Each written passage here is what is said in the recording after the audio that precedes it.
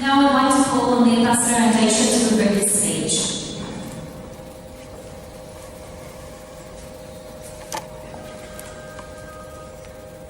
Thank you very much. Honorable President, AP, Chief Whip, my colleagues from the Diplomatic Corps in Canada, my fellow Afghan countries representing a vibrant Afghan Australian community, distinguished guests, ladies and gentlemen. I'm not sure if you remember, of course, those attended the last year, now Independent Day, but I certainly remember that it was my first National Day speech, and I find out that I delivered the shortest speech in a National Day, because it was my first time as an ambassador, so I checked all the diplomatic guys to make sure that I'm following the rule. But after 1 year of being in Canada, I'm a very distinguished and experienced ambassador. I learned that was very short, and I'm allowed to speak for a little longer. So I'll be a little longer, but I'm sure I will not take a lot of your time because I'm a fast speaker. Extensive. I welcome you all and thank you for sparing your precious time to honor us and attend the commemoration of the 93rd anniversary of Afghanistan independence and the 10th anniversary of establishment of bilateral diplomatic relations between Australia and Afghanistan. Afghanistan Independence Day marks a significant point in Afghan history, a moment that reflects the strength, sacrifices, and determination of our people.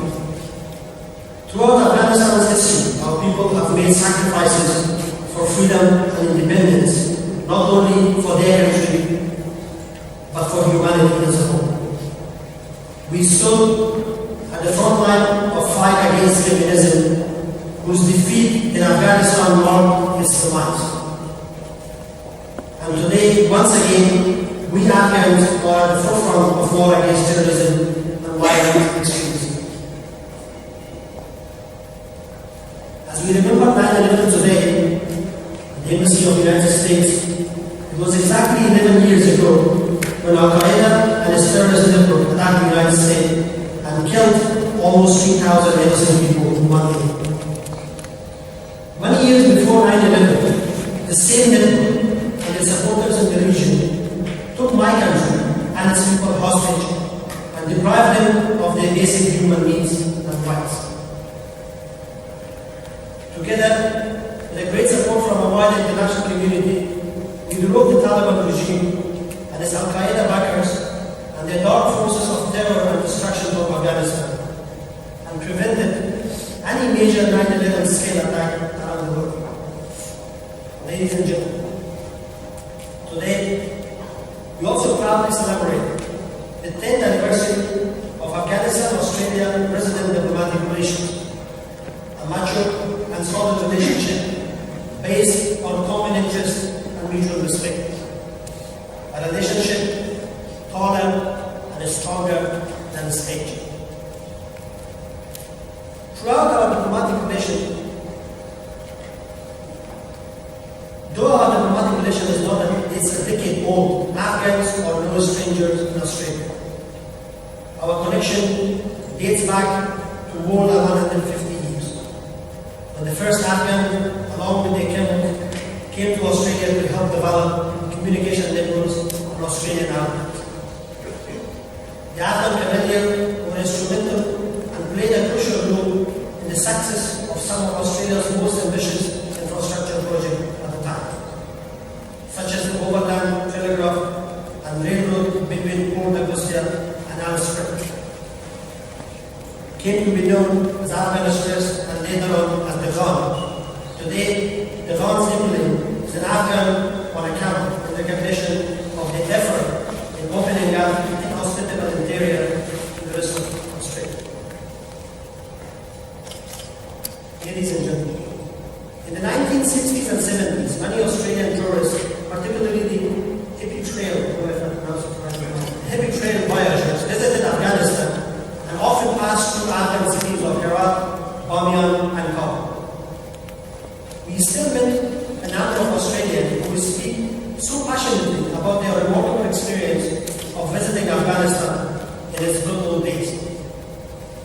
Since the late 70s, Australia began home to thousands of Afghan refugees who were forced to flee their homeland following the Soviet occupation of Afghanistan in 1979. Australia offered moral and material support to the rightful resistance of the Afghan people against the Soviet occupation of our country. And once again, in the late 2001, Australia joined the international coalition to help free Afghanistan from the menace of terrorism and Al-Qaeda. We also thank the people of the government of Australia for their firm commitment and cooperation throughout the decade, especially in Chicago and Tokyo conferences this year. Australia's support and commitment has and will continue to play a profound role in consolidating security and the rule of law and economic development in Afghanistan. I would like also to acknowledge the dedication and sacrifices of countless brave men and women who left the comfort of family and friends in Australia and decided to extend their helping hand to their fellow human being over thousands of kilometers away in Afghanistan. As a result, the humanitarian zeal has raised the standard of living of all Afghans by improving access to health, primary education, access to clean water and electricity, the development of infrastructure, training of our national security forces, and finally building the capacity of our administrative personnel. Sadly, the above come with prices attached, not just in monetary sense, but also in terms of human losses. As our close ally, Australia has lost 36 daggers in Afghanistan so far, including the lost fatality which claimed the life of 3 brave soldiers. Actually 5 brave soldiers. We highly appreciate the devotion and the services of these heroes, sacrifices of Australian men and women, shoulder to shoulder with the Afghan National Security Forces in Uruzgan and other parts of Afghanistan reflect on Australians' value of mateship and fair growth through their exemplifying bravery in action, devotion to services, and love for fellow human beings. These shared sacrifices also deepens and strengthens the bond of friendship and solidarity between Australia and Afghanistan. Last year, Prime Minister Julia Gillard visited Afghanistan and reiterated Australia's strong commitment and ongoing support to stability and development in Afghanistan. Also, former Prime Minister and later Foreign Minister Cameron Rudd, a good friend of Afghanistan, visited Afghanistan many times.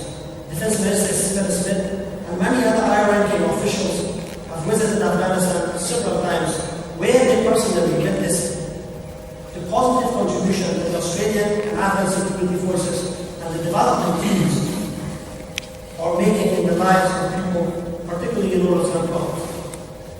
Building on a decade of a strong bilateral relationship, President Hamid Karzai and Prime Minister Julia Gillard met in Chicago in May this year and signed a comprehensive partnership document in which we have recognized our shared interest in a secure, stable, democratic Afghanistan, able to defend itself against international terrorism, a partner in peace with the surrounding region, and a valued contributor to the global community of nations. This comprehensive partnership paved the way for further cooperation between our countries in political, security, development, trade, investment, migration, and humanitarian affairs, cultural and people-to-people links and conflicts. Honorable guests, once again, I would like to take this opportunity to thank you all for listening so patiently to me. And thank to my Afghan friends who helped us organize this event, especially for those who brought this beautiful Afghan conference. Thank you all.